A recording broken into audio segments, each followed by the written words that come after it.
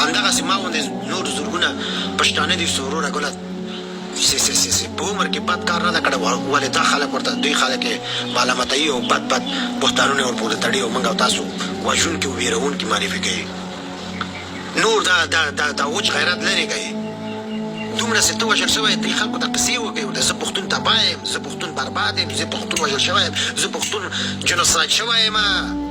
زه پښتونو ته 3.5 میلیونه وژل شوی یم دا خبرې مه کوئ دا چټي چټي لافې مه وایې ته پښتون تر ټولو غریب یې ته پښتون تر ټولو بېچاره یې ته پښتون تر ټولو وروره ګوله وژل شوی انسان یې دومره کونډې چې ته پښتون لرې دا یو قوم هم نه لري دومره یتیمان چې ته پښتون لرې دا یو قوم هم نه لري دومره بېوزلۍ چې ته پښتون لرې دا یو قوم هم نه لري دومره قبرونه چې ستا په منطقه کې شته دا یو قوم هم نه لري دومره اواره او ترپتره چې ته پښتون دا یو قوم هم نه دی همدغه د پښتنو مشرانو همدغه کرزي همدغه وروره ګله اشرف غني هغه قوي قوي پروژې به د دوی ولایت ته ورکولې ته ما ته د غني بابا یو پروژه وښیل چې دغه جلال آباد ته یې ورکړې یا یې کونړ ته ورکړې یا یې لغمان ته ورکړې یا یې پکتیا یا کندهار ته ورکړې یا کرزي پروژه ورکړې برعکس ټولې پروژې هم دوی ته ورکړلې ځکه موږ او تاسو څه نه غواړو موږ او تاسو خپل ځان قصه کې نه یو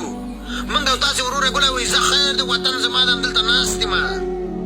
که ما او تا د غني په وخت کې لاریون جوړ کړی وای د ارزان قیمت تر ارګه پورې سړکونه بند کړي وي بیا غني ما او تا ته پروژه راکوله که ما او تا د کرزي په وخت کې د پولې چرخي نه تر ارګه پورې لاریون جوړ کړی وای خپل رقم غوښتی وای بیا کرزي ما ته پروژه راکوله که ما او تا قنداري دا کار کړی وای که ما او تا هلمندي دا کار کړی وای لاریون کړی خپل رقم غوښتی وای که ما او تا پکتیاوالو دا کار کړی خپل رقم غوښتی وای اوس به زما پکتیا داسې کوډله نه وه په مکمل هلمند کې 3 دانې کوره پاخه نسته ده بندونه نسته ده د هلمند هغه سیند باندې یو د برق بند صحیح جوړ شوی نه ده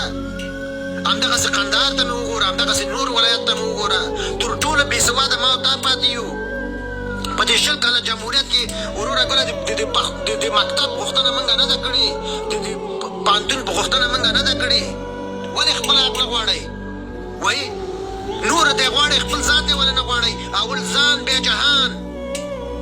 اول ځان بیا جهان تاسو دومره موږ او تاسو بدبخته یو چې ګیلمن صاحب ته وروره په 113 ممالکو او هېوادونو کې وروره ګوله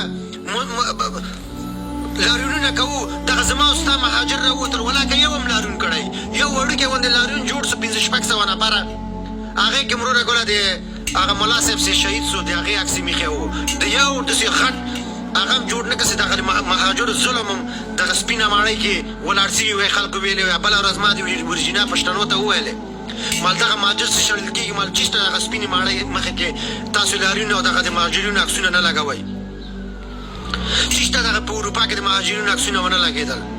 چېسته وروره ګوله په دې نورو هېوادونو کې د مهاجرینو عکسونه ونه لګېدل کم پښتانو هغه کورونه ونه واخیستل او وروره ګوله ټول هغه زندګي ونه واخیستل د تورخم نه دې خوا راوشړه